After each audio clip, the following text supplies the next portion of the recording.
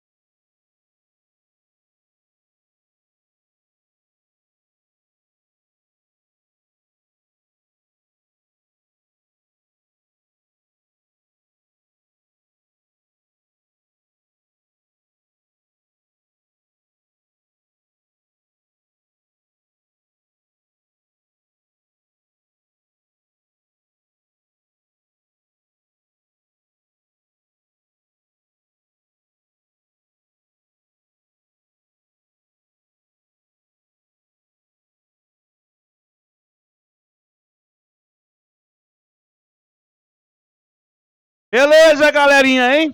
Compreendido aí, né? Núcleos do sujeito ligados por ou. Agora, vamos ver aqui, meus queridinhos, tá? Os núcleos do sujeito ligados por com, pela preposição com, né? O verbo irá para o plural. Opa, nenenzinho, né? O verbo irá para o plural, mas admite o singular quando se quer destacar o primeiro núcleo do sujeito. Aí o pedreiro com o pintor terminaram o serviço combinado. É como se eu quisesse dizer assim, ó, o pedreiro e o pintor terminaram o serviço. Esse conteria o valor de ir. Os dois terminaram. Mas se de repente o Fernandinho quiser enfatizar o primeiro elemento, que é o pedreiro, aí é como se esse com o pintor fosse uma adjunta adverbial de companhia. O pedreiro, né, terminou o serviço combinado, juntamente com o pintor. Tá? Então, havendo aí a ideia de ênfase ao primeiro elemento, joga-se o verbo no singular. Legal? Pronto, vamos andando aqui. E aí, turma, existe uma regrinha muito interessante. O sujeito representado por uma palavra coletiva. Porque, geralmente, quando você tem um substantivo coletivo, ele me dá a ideia de plural, mas exige o verbo no singular, viu? Você, por acaso, já ouviu alguém falando assim, o povo já saíram? O povo já foram? Todo mundo já ouviu. Já ouviu até assim, Ruth, a gente vamos, né? Gente, né?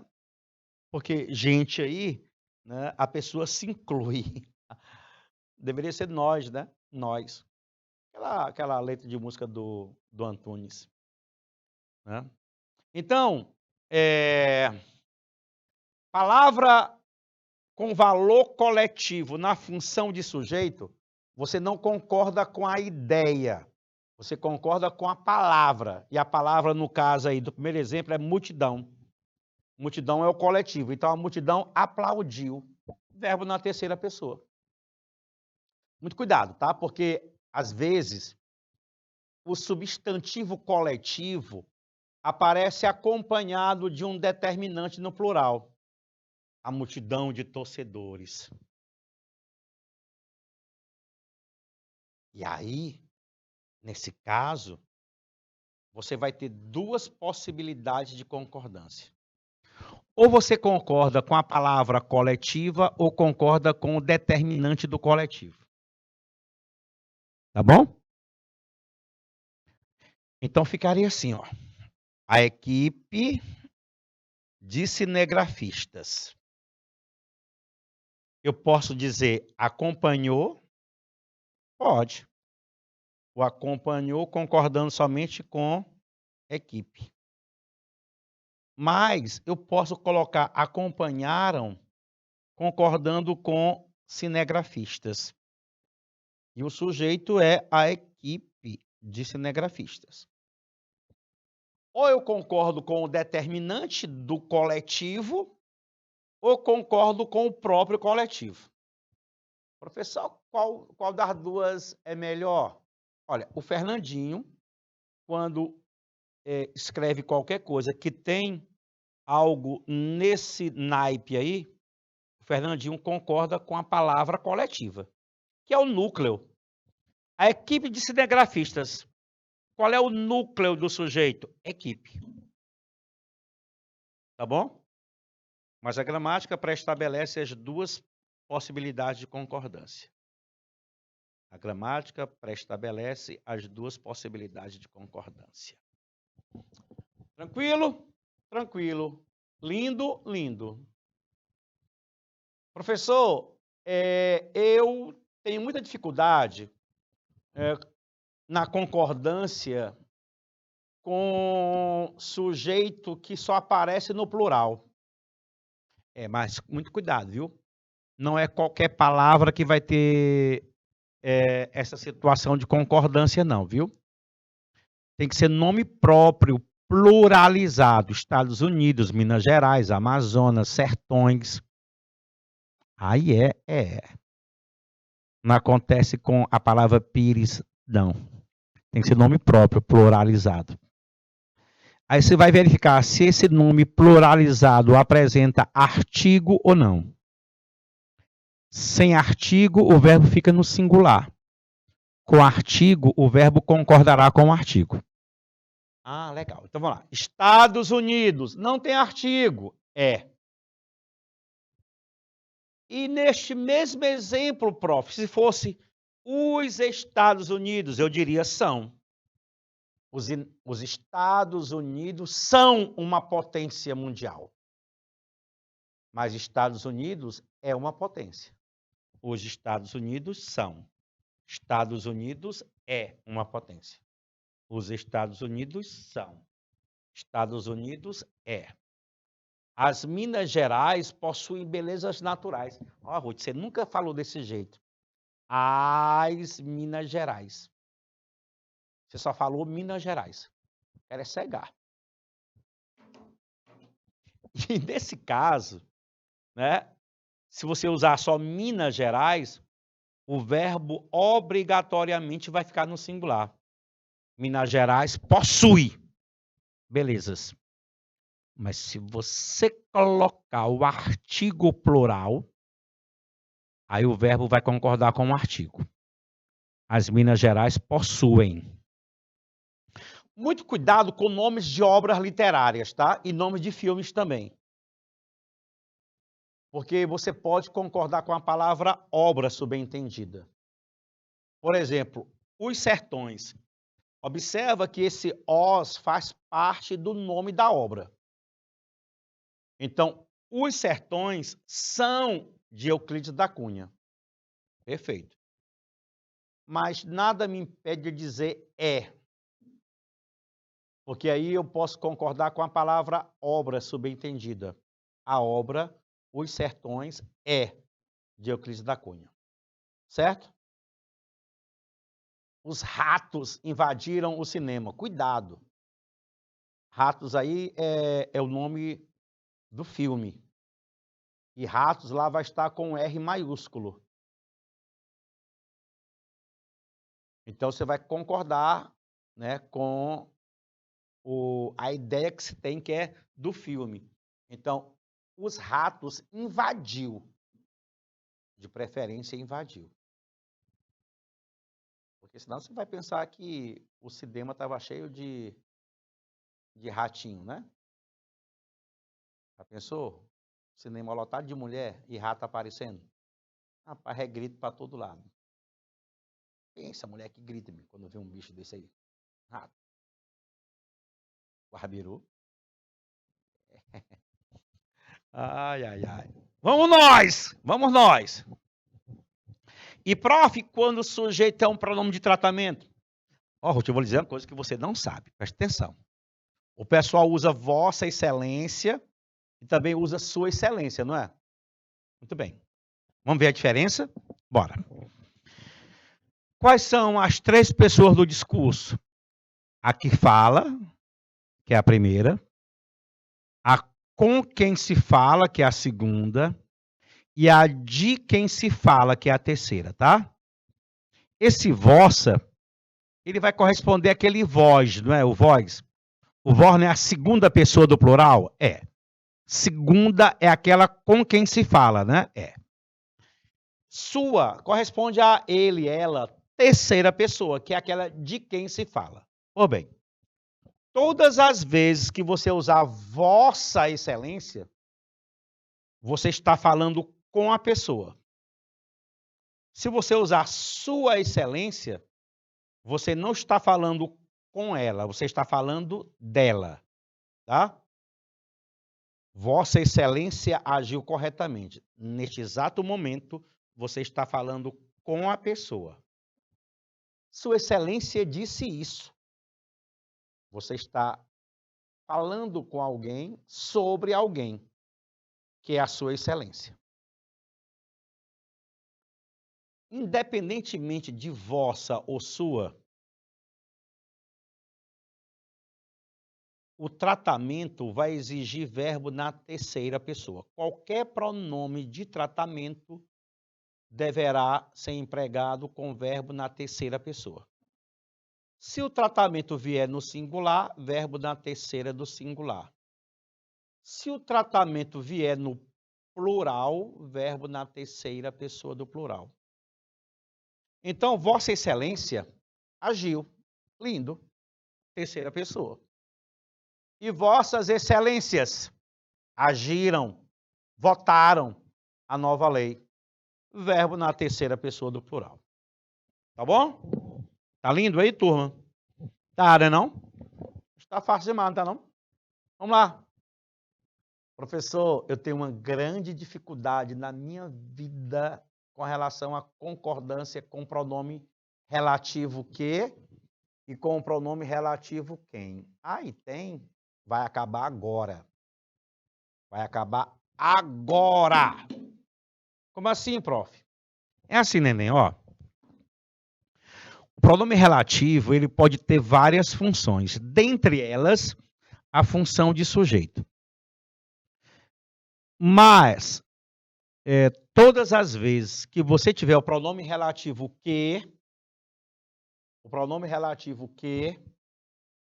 o verbo não irá concordar com o relativo que. O verbo irá concordar com o antecedente do que. O verbo irá concordar com o antecedente do que. Veja que aí eu tenho duas orações, eu tenho dois exemplos, e em cada exemplo eu tenho duas orações. No primeiro exemplo, fui eu, primeira oração. Segunda, que liguei a TV. O verbo tem como sujeito a palavra que é o pronome relativo, tá? É a palavra que. E aí é o único caso em que o verbo não concorda com o sujeito. Ele concorda com o antecedente do sujeito. E quem é que antecede o quê? No primeiro exemplo, eu. Daí, eu liguei. Eu liguei a TV. Professor, me diga uma coisa, facilite bem a minha vida.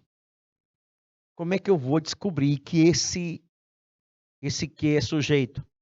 É só você tirar o que da segunda oração e botar o eu bem no lugar do que. Bote bem o eu no lugar do que. Bote. Ficou assim, eu liguei a TV.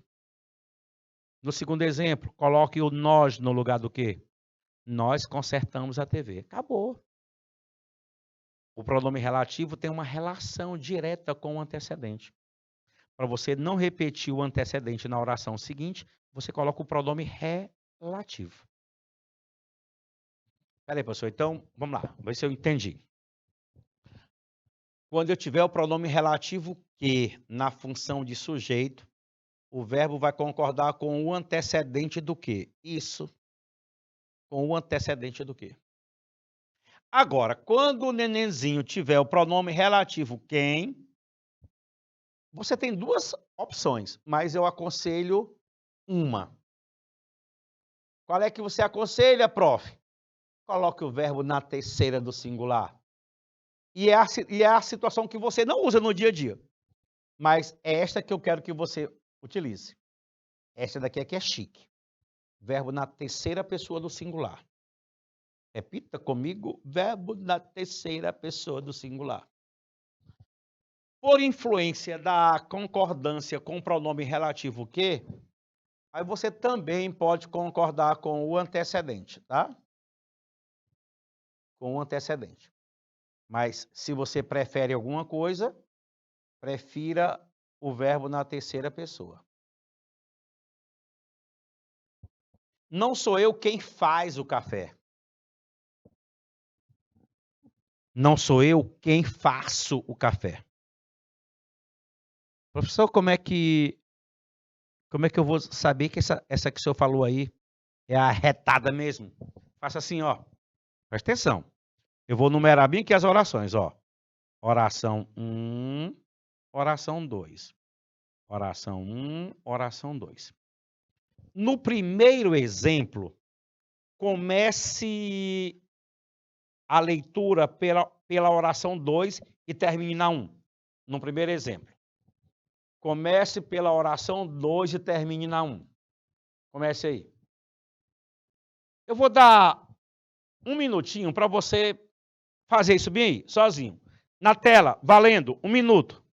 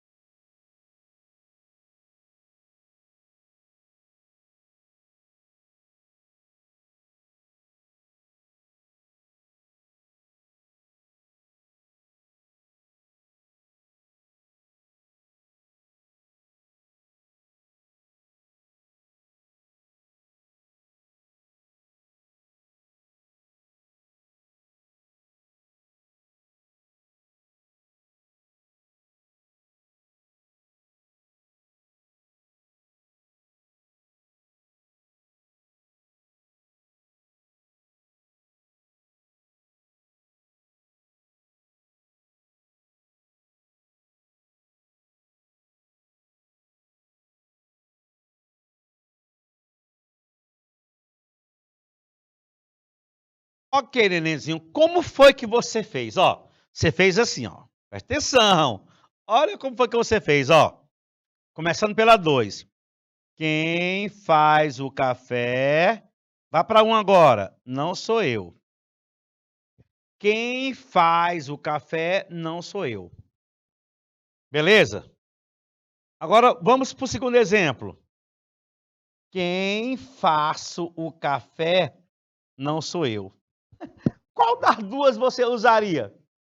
Quem faz o café não sou eu ou quem faço o café não sou eu? Eu aposto, como você está me dizendo bem aí, que é a primeira. Quem faz o café não sou eu. É por isso que você deve optar pelo verbo na terceira pessoa. Porque o quem é um pronome de terceira pessoa. Mas por influência da regra do que o verbo concorda com o antecedente do que, aí você também faz essa mesma concordância com o quem. Mas de preferência, joga o verbo na terceira do singular, tá bom? Tá, turma? Eu já estou loucão para fazer umas questões. Vamos fazer? Olha aí. Sol, inimigo da visão. A exposição excessiva aos raios solares aumenta o risco de problemas nos olhos. Mas a maioria dos brasileiros, olha aqui, ó, maioria, olha o determinante aqui dos brasileiros. Neste caso aí, como é que você vai fazer? Ah, prof, nesse caso eu posso concordar o verbo com maioria, que tem ideia coletiva. Posso. Mas também eu posso, se eu quiser, concordar com brasileiros. Pode também. Aqui na frase, no texto, ele concordou com maioria. Desconhece. Então, mas a maioria dos brasileiros desconhece o poder dessa ameaça. Uma pesquisa divulgada na última semana mostrou que 9 em cada 10 brasileiros não têm, 9 não têm conhecimento dos prejuízos que o sol, cuidado, ó, olha o que, ó, os prejuízos que o sol pode causar. Cuidado, que aqui o sujeito é o sol pode causar prejuízos. Esse aqui não é sujeito, esse aqui é objeto direto. O trabalho realizado pelo IBOP, patrocinado pela empresa Transitions Optical do Brasil, ouviu 2.000 pessoas. Ouviu 2.000 pessoas no país. Quando perguntadas sobre os efeitos nocivos da exposição prolongada ao sol, elas citaram o risco aumentado para câncer de pele, a ocorrência de queimaduras e o surgimento de rugas. Os danos à visão nem apareceram na lista. Os danos não apareceram na lista. O problema é que o sol pode também se tornar um inimigo dos olhos. Além de causar irritação, os raios ultravioleta podem provocar queimadura na córnea e até mesmo tumores. Seus estragos serão proporcionais ao início da exposição, se desde criança, por exemplo, e do quanto ela foi demasiada. Os raios solares têm, verbo no plural, né? Para concordar com raios solares, tem efeito cumulativo nos olhos. Explica o oftalmologista Newton Cara José Júnior, chefe do setor de catarata do Hospital das Clínicas de São Paulo. E a maior parte desse acúmulo, a maior parte, né? A maior parte ocorre antes dos 18 anos de idade completa. Isso ocorre porque até essa faixa etária, a córnea e o cristalino, sujeito composto, hein? A córnea e o cristalino permitem sujeito composto anteposto ao verbo, leva o verbo para o plural, né? A córnea e o cristalino permitem a entrada de muita radiação, ao contrário do que ocorre na idade adulta. Nesse caso, as duas estruturas conseguem oferecer alguma proteção, embora ela não seja total. Então, vocês perceberam aí que eu fui pegando o verbo e o sujeito, né? Você vai construir um texto, você tem que ter essa preocupação. Né? Ah, professor, é verdade. Eu tenho que ter a preocupação de flexionar o verbo em consonância com o sujeito que eu apresentei no texto. Isso. Tá? Vamos lá. Explique a concordância do verbo nestas frases em que o sujeito é o pronome relativo que, ao contrário do que ocorre na idade adulta. Está lá no texto. Vamos lá. Eu vou separar aqui em orações. Esse do aqui, turma, corresponde a daquilo. É a preposição de mais o pronome aquilo, tá?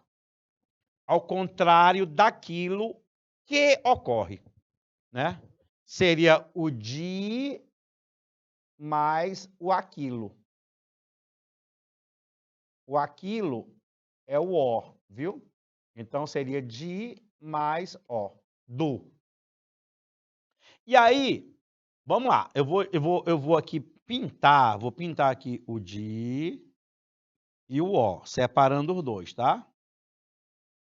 O verbo aqui, esse que, né, é pronome relativo. O antecedente desse que é o pronome o. E o verbo concorda com este o. É como se eu dissesse, é como se eu tirasse esse o e colocasse no lugar do quê? O o não é aquilo? O ozinho não é o aquilo? Por bote aquilo bem aqui no lugar do quê? Aquilo ocorre na idade adulta. Né? O que é que ocorre na idade adulta? Aquilo. Né? Então, neste caso, né, o verbo concorda com o antecedente do quê? E o antecedente do quê é o o, que corresponde a aquilo. Esta é a regra. Professor, então quer dizer que para eu saber a função do pronome relativo que, basta eu pegar o antecedente e colocar no lugar dele? Sim. Nesse caso aí, então, o antecedente do que é o o. É. Para eu saber que o que é sujeito, eu boto o o no lugar do que. Isso. E vai ficar como? O ocorre na idade adulta. O o não é aquilo? Aquilo ocorre na idade adulta. Beleza? Vamos ver o segundo caso. Pode levar ao ressecamento dessa membrana transparente que, opa, de novo, passar uma barra aqui, vou circular o quê? Esse que retoma quem? Ah, professor, retoma membrana transparente. Né? E como é que eu vou saber, prof, que esse que é pronome relativo e funciona como sujeito? Meu filho, coloque membrana transparente no lugar do quê? Coloque. Vamos lá. Membrana transparente cobre a parte branca do olho. O que é que cobre a parte branca do olho? Membrana transparente. Pois o verbo cobrir vai concordar com o antecedente do quê? E quem é o antecedente do quê? Membrana transparente. Então, todas as vezes que vocês tiverem um pronome relativo na função de sujeito, né? Se o relativo for o quê, o verbo concordará com o antecedente do quê. Perfeito? Perfeito. Lindo, lindo. Prof, e quando o sujeito for uma oração? Meu filho, olha, presta atenção. Você se lembra da oração subordinada, substantiva, subjetiva? Aquela que você ficou doidinho lá no ensino fundamental? Oração subordinada, substantiva, objetiva, direta. Oração subordinada, substantiva, predicativa. Oração subordinada, substantiva, subjetiva. Pô, bem, a subjetiva é aquela que tem a função de sujeito. E todas as vezes que eu tiver uma oração na função de sujeito, o verbo da outra oração só poderá ficar no singular. Barra, barra, terceira pessoa do singular. Eu posso pegar essa oração aqui e trocar por isso. Fica fácil para você. Leia aí. Ainda falta isso. Não adianta isso. Ou seja, isso não adianta. Isso ainda falta. Pronto. Você troca pelo pronome isso, a função do isso vai ser a função da oração. Certo? É necessário que haja mais compreensão. É necessário isso.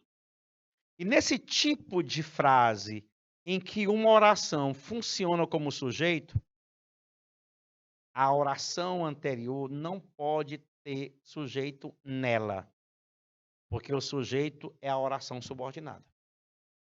Então, bem aqui, ainda falta, não tem sujeito, porque o sujeito é a próxima oração. Não adianta, você não encontra sujeito, porque o sujeito é a próxima oração. Tá bom? Pronto.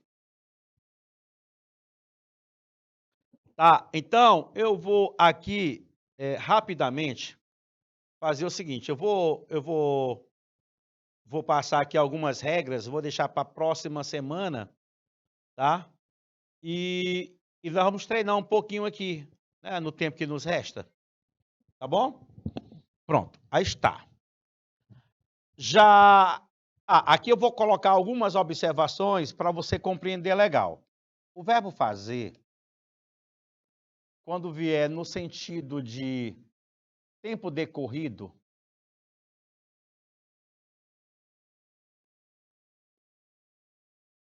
ele é impessoal. Verbo impessoal sempre fica na terceira pessoa do singular. E você vai ter uma OSS, uma oração sem sujeito, tá? Outra informação, o verbo haver, quando estiver no sentido de existir, ele também vai ser impessoal. Ele vai ficar na terceira pessoa do singular e você vai ter uma OSS, uma oração sem sujeito. Quando na frase houver o próprio verbo existir, haverá sujeito.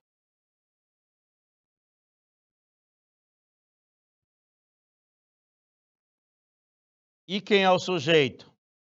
O sujeito é igual a coisa existente. Pronto. São 3 observações aí para você responder a questão. O fazer indicando o tempo decorrido, o verbo é impessoal, fica na terceira do singular, a oração não tem sujeito.